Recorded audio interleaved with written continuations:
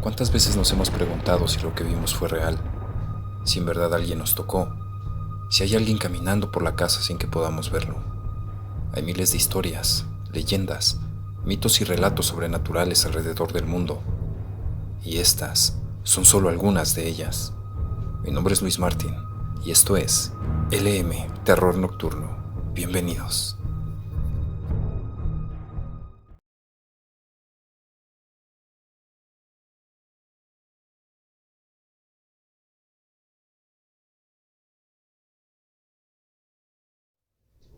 La leyenda de la Casa de los Espejos. Relato enviado a través de mi página de Facebook. Créditos a quien corresponda. Esta es una leyenda que, a pesar de estar ubicada en Cádiz, bien podría haber sucedido en cualquier otro lugar del mundo. No obstante, según cuentan, la verdadera ubicación de la Casa de los Espejos es precisamente la zona costera de esta ciudad, en la Alameda Apodaca, junto al monumento del Marqués de Comillas. En este lugar existe un caserón que, a pesar de las posteriores reformas y rehabilitación como vivienda de lujo, pasó mucho tiempo abandonado. Este edificio, aunque bello por fuera, escondía y esconde una historia trágica que baña sus paredes y cristales de sangre. Según la leyenda, en esta casa vivía hace mucho tiempo un reconocido almirante y su esposa, junto a su hija pequeña. El almirante sentía auténtica devoción por su hija, a la que mimaba y consentía con todos los caprichos que ésta le demandaba. A cada uno de sus regresos, el almirante sorprendía a la pequeña con un espejo de cada uno de los lugares en los que había estado. Esos espejos fueron llenando durante años la casa de la familia, aumentando cada vez más su número, al mismo tiempo que la belleza de la joven que poco a poco iba floreciendo. Orgulloso de su ya adolescente hija, el almirante no dudaba en presumir de su belleza delante de todos sus amigos, algo que al parecer a la madre de la misma no le gustaba demasiado. Y es que esta mujer había comenzado a sentir el implacable peso de los celos, una angustia vital que aumentaba con el paso de los años, mientras su hija seguía ganándose el corazón de su esposo. A raíz de esa envidia, la madre y la hija comenzaron a tener discusiones casi diarias. La casa, durante las ausencias del padre, se convertía en un auténtico campo de batalla, en la que ambas se lanzaban gritos y reproches sin parar. La situación se había vuelto completamente insostenible, y los celos de la esposa del almirante llegaron a un punto límite. Decidió envenenar a su hija. Al regreso del padre, la versión oficial fue que la niña había fallecido de una rara enfermedad, algo que al parecer creyó. Lo cierto es que la mujer la había estado envenenando poco a poco en cada una de las comidas, algo que le causó una muerte lenta y angustiosa. El dolor del pobre hombre no tenía fin. Lloraba por las esquinas, por las habitaciones de su hija. Miraba día tras día los espejos que él mismo había regalado a su pequeña. Espejos que un día reflejaron su belleza y que ahora solo mostraban un rostro lleno de angustia y desesperación. Uno de esos días en los que el almirante estaba sollozando en el cuarto de su hija, uno de los espejos comenzó a reflejar algo extraño. Al fijarse bien, se dio cuenta de que su hija estaba dentro, o más bien, la imagen fantasmagórica de esta, y parecía querer darle un mensaje. La niña contó a su padre lo que había pasado, quién había sido realmente su verdugo, y el padre entró en cólera ante la noticia. La leyenda cuenta que el almirante obligó a su esposa a confesar el crimen que había cometido, algo que hizo que la mujer terminara el resto de sus días entre las rejas. No obstante, el dolor del padre no pareció conocer fin, así que, cansado de los viejos recuerdos que se encerraban en aquel caserón, decidió partir a un lugar lejano para poder olvidar. Durante el tiempo que la casa permaneció vacía, los testimonios de jóvenes que habían entrado merodeando y habían visto la imagen de la niña reflejada en espejos se cuentan por miles. Historias contadas supuestamente en primera persona, que narraban cómo la muchacha aparecía con un semblante lleno de ira y cómo los chicos salían corriendo de la casa. Ninguno de ellos se atrevía a entrar por segunda vez.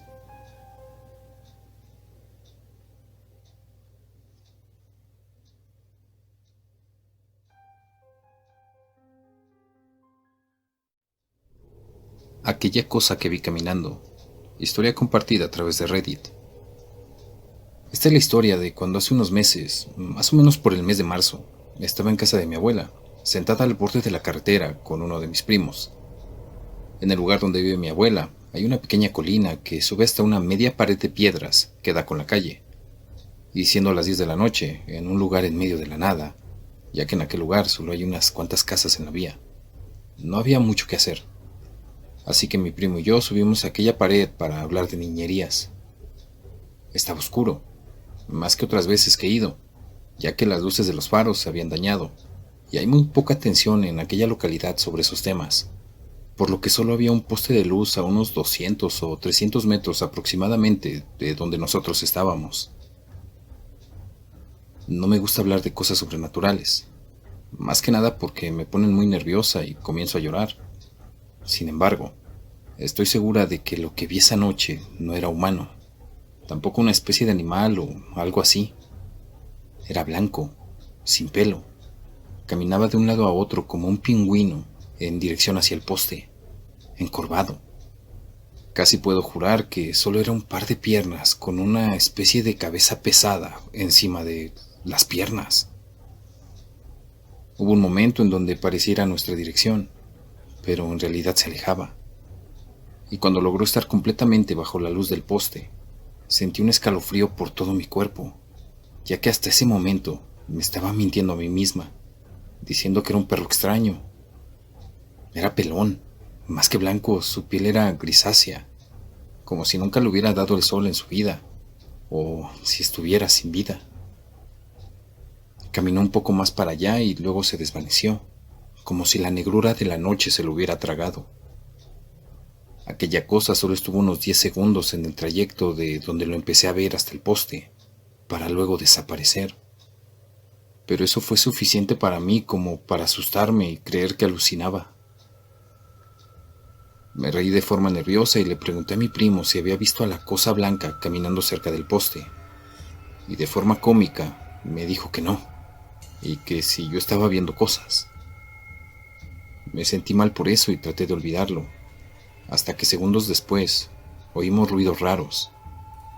Sonaba como si estuvieran ahogando a alguien, como cuando esa persona busca respirar, pero le tienes la boca tapada para que no haga ruido.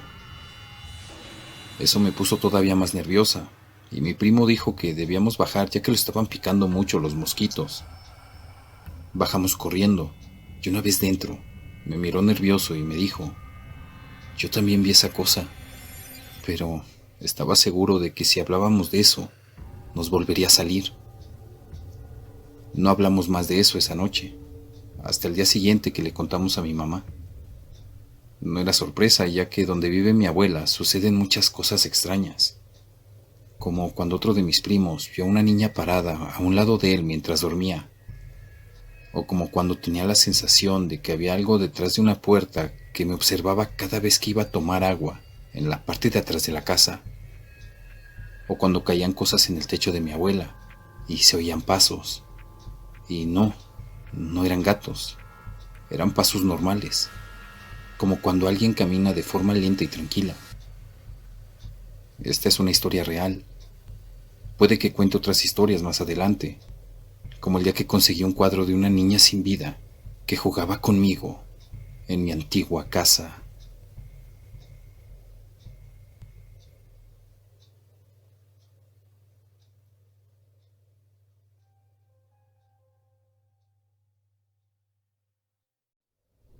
Me hicieron brujería de verdad.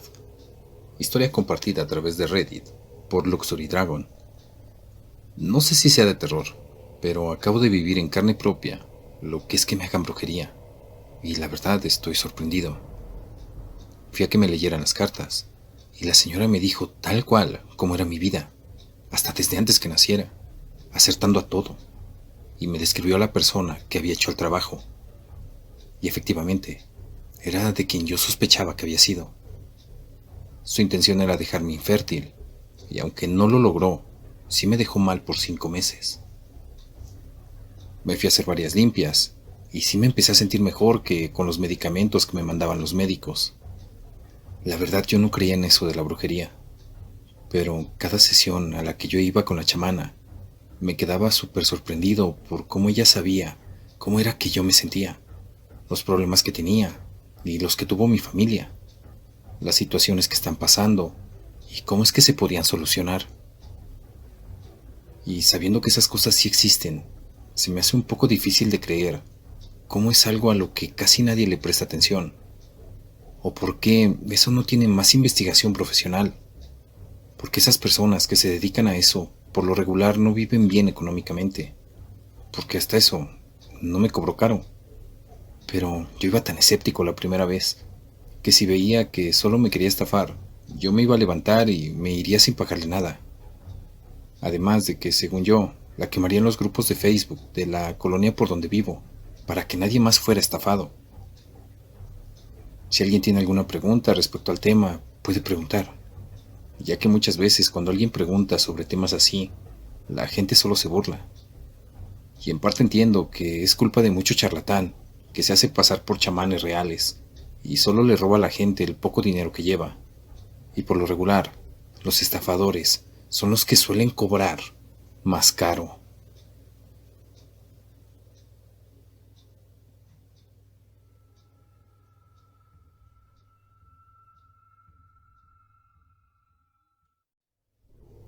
La residencia embrujada del ejido Plutarco Elías Calles. Relato enviado a través de mi página de Facebook. Créditos a quien corresponda. A la orilla de la carretera, sobre el filo de una curva en el ejido Plutarco Elías Calles, en Baja California Sur, se encuentra una enigmática construcción que entre sus tantos usos fue una escuela primaria. Pero, más allá de una simple escuela, se dieron cita en su historia varios inquilinos, que por extrañas circunstancias la abandonaban tras habitarla solo un par de días. Para 1932, la casa ya había tenido 3 dueños distintos, y conforme fueron pasando los años, la historia de la casa y de su inesperado abandono quedó en duda. Fue en la década de 1990, cuando en un viaje una familia quedó en medio de la carretera y vieron esta casa alumbrada. Se acercaron a ella y pidieron ayuda a un hombre muy amable que vestía túnica café. Él les sirvió comida y les dio una habitación en donde dormir. A la mañana siguiente, a buena hora al despertar, vieron que la casa estaba en total abandono. No había cocina, ni luces, y mucho menos ventanas. Y aquello que habían visto apenas era el comienzo de una sorpresa todavía mayor. Al salir vieron una fotografía antigua, muy deslavada por el tiempo, con la imagen de este hombre. Quizá el espíritu de aquel caballero de la túnica les prestó su ayuda desde el más allá. La curva era o es un sinfín de accidentes automovilísticos debido a que un hombre con túnica atraviesa la curva y para evitar atropellarlo frenan de golpe. En la actualidad, la curva fue modificada para evitar los accidentes, pero aún así se cuenta que a las 3:33 de la madrugada todavía se manifiesta aquella aparición.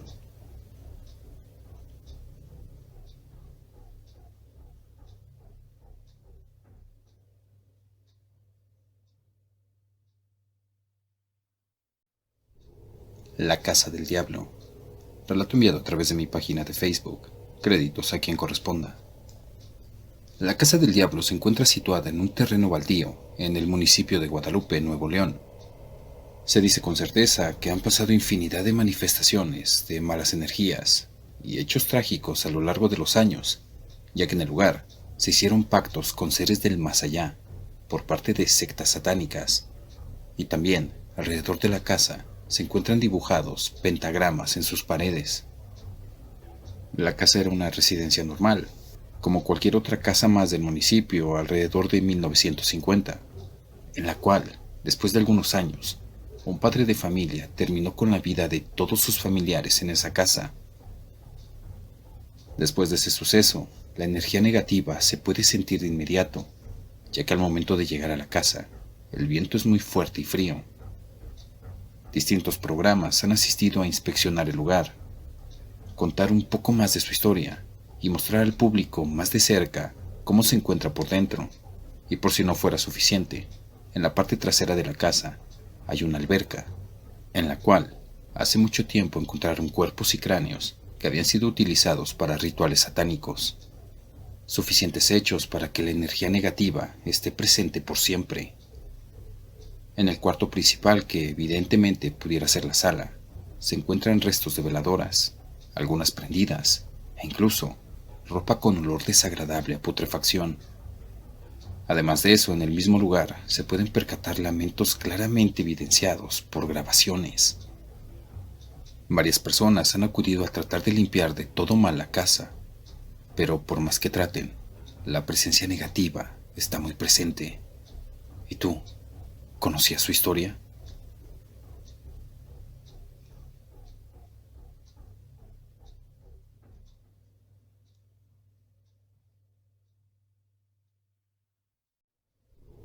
La Rectoría de Borley.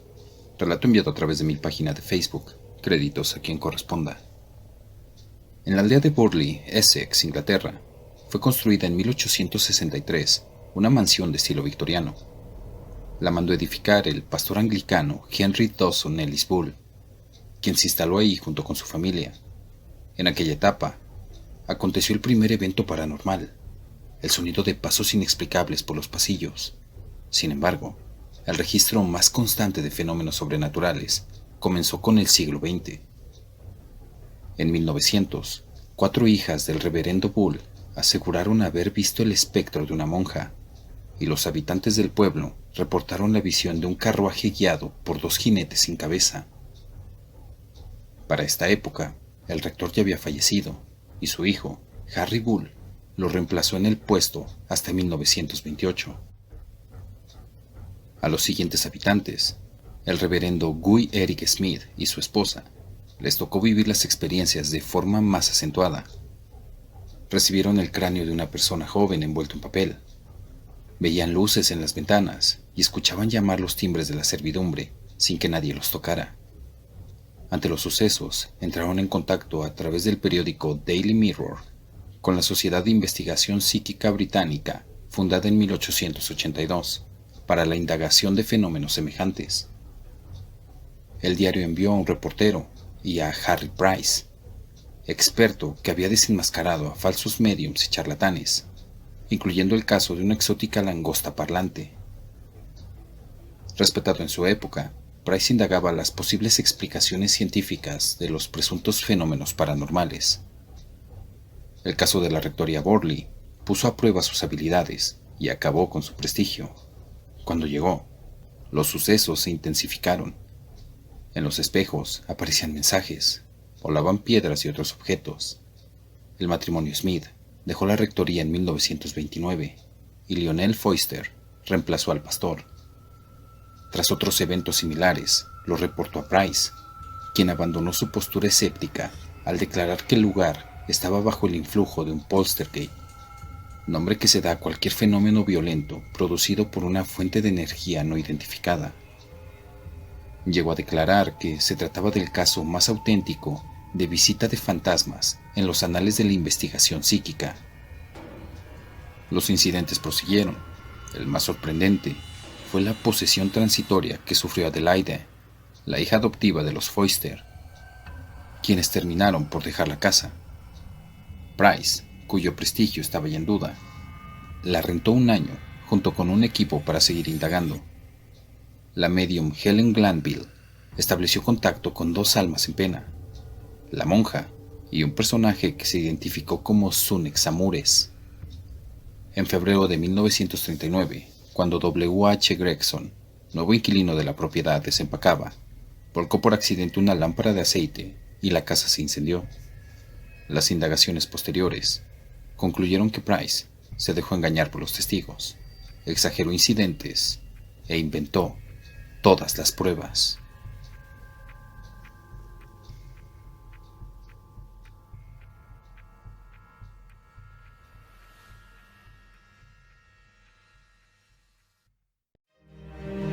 Si te ha sucedido algo paranormal, conoces alguna historia o relato que quieras compartir, envíalo al correo que aparece en pantalla, aportesterrornocturno@gmail.com. También puedes enviarme fotos o videos paranormales que te gustaría que publicara en próximos videos. No olvides suscribirte, compartir, dar like y activar la campanita de notificaciones. Esto fue LM Terror Nocturno. Hasta el próximo video.